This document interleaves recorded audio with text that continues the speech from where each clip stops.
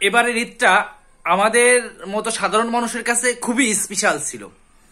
ধরেন আমার বয়স প্রায় 38-40 বছরের কাছাকাছি। আমি জীবনে কখনো দেখিনি যে বাংলাদেশের কোনো রাষ্ট্রপ্রধান ঈদের সালাত আদায় করতেছে, মানুষের সাথে মোলাকাত করতেছে, হ্যান্ডশেক করতেছে। তো সেই জায়গা থেকে আমাদের মতো মানুষের হয়তো আমাদের যদিও আমরা এরশাদ চাচার কথা শুনছি, কিন্তু এরশাদ চাচা কি কখনো ঈদের সালাত আদায় করছে জাতীয় মসজিদে গিয়ে আমরা এগুলো দেখি নাই আমি টিভিতে বা এমনিতেও দেখি নাই কখনো। কিন্তু সেই জায়গা থেকে আমাদের সন্তানরা, ধরেন আমার মেয়ের বয়সী প্রায় 13-14 বছর, আমার ছেলের বয়স 10-11 বছর, ঠিক আছে, এরা তো কোনো প্রশ্নই আসে না। আর যারা মনে করেন যে 25, 26, 27, 28 বছরের বয়সের, তার আগেদের তো কোনো প্রশ্নই আসে না এগুলো দেখার। আমাদের বয়সে 38-40 আমরাই দেখি নেই। তো সেই জন্য মানে এবারের ঈদটা বাংলাদেশের মানুষের জন্য, আমাদের প্রজন্মের জন্য খুবই স্পেশাল ছিল। এটা শুকরিয়া আদায় করতেই হয়, আলহামদুলিল্লাহ। সময় পরিবর্তন হইতেছে, মানুষ এখন সচেতন হইতেছে। বাংলাদেশের মনে করেন যে এখন মানুষ ব্যাপক সচেতন। ডাক্তার মোহাম্মদ ইউনূস যে ভালো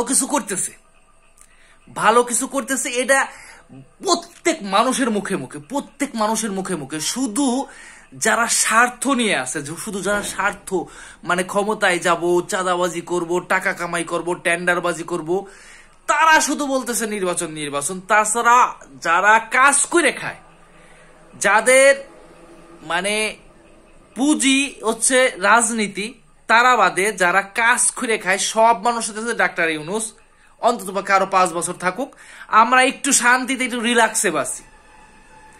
যখনই নির্বাচিত সরকার আসবে, যাদের মূল রিজিকের মানে তাদের রুজি, তাদের ধান্দা, তাদের ব্যবসায় হচ্ছে গিয়ে আপনার রাজনীতি করা, চাঁদাবাজি করা, টেন্ডারবাজি করা, আপনার কোনোভাবে ধান্দা যাদের কাজ, তারা ক্ষমতায় গেলে আমরা শান্তি পাবো?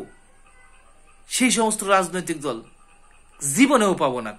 তারা তো ধান্দা করে বের হবে। কিন্তু আমরা মানুষরা, সাধারণ মানুষরা, আমাদের তো এই অবস্থায় আমরা ফিরে যাইতে চাই না। আমরা চাই ডাক্তার ইউনূস অন্তত পক্ষে আরো 5 বছর থাকুক।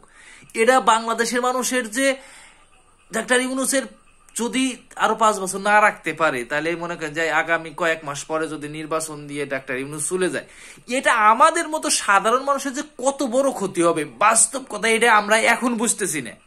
কিন্তু উনি চলে যাওয়ার পরে আমরা এটা উপলব্ধি করতে পারবো। কারণ আমরা গত 53 বছরের ইতিহাস দেখছি, আমাদের প্রায় এই যে বয়সের 38-40 বছর, এই টাইমটা দেখছি যে এই সময় থেকে ডাক্তার ইউনূসের থেকে বেটার কোন রাষ্ট্রপ্রধান বাংলাদেশে ছিল না। এটা 100% সত্য কথা। সেই জায়গা থেকে আমাদের উচিত এখনই এই বিষয়ে মনে করেন ব্যাপক আওয়াজ তোলা। আমরা ডাক্তার ইউনূসকে যদি মনে করেন এই বিষয়ে প্রয়োজন হলে গণভোট হোক, ঠিক আছে, নির্বাচন না ডাক্তার ইউনূস।